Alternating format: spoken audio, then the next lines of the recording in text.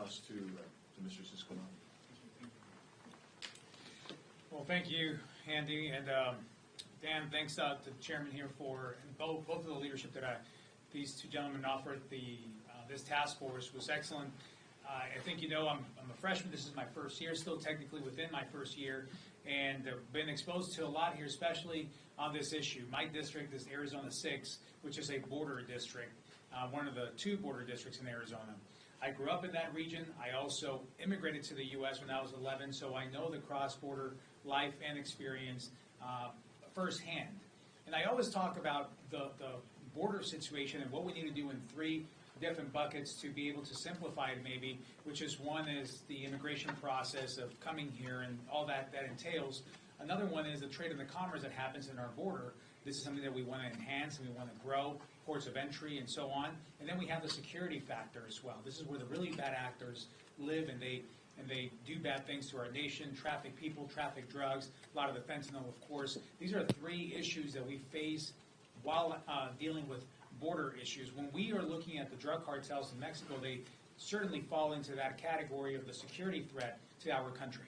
That's why this task force was so important, and the findings that you were able to hear today, and they're further discussed in the report that was put together, is a great start to finding a real solution for this immense problem that we're facing. It's not only us, but when you talk to our Mexican counterparts, of course, that's something that they should, and many do want to tackle as well, as the cartels have grown their influence. Just in my adult life, we've seen a shift and a growth in the influence and power of these cartels within Mexico, and definitely in their influence on the border as well. Representative Biggs is absolutely right. What we continually are told by Border Patrol and our border agents is that nothing crosses without their authorization, and that's a big problem. And the first time that I heard it as well, maybe some of us might have thought that it was just a line or maybe something that was a bit much, but after seeing the facts, you know that that's exactly true. That's why it's so important to continue on this effort. We have a great start here, even with the little resources that we've had.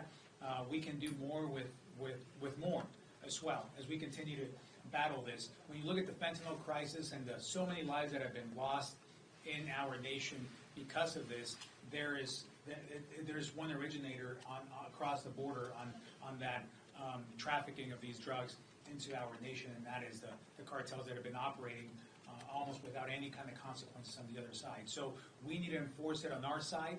We need to deal with the demand on our side, but also we need to partner with Mexico to make sure that they are also willing partners on this. And that will be a win-win. Trade can increase, immigration can also get in a smoother, better process, and we definitely have to tackle the security piece, which is what I'm very hopeful about in terms of this new administration coming in, because this situation that we're talking about and how much worse it's gotten in the last few years is because the Biden administration has allowed it to happen and for the cartels to be emboldened the way they are now.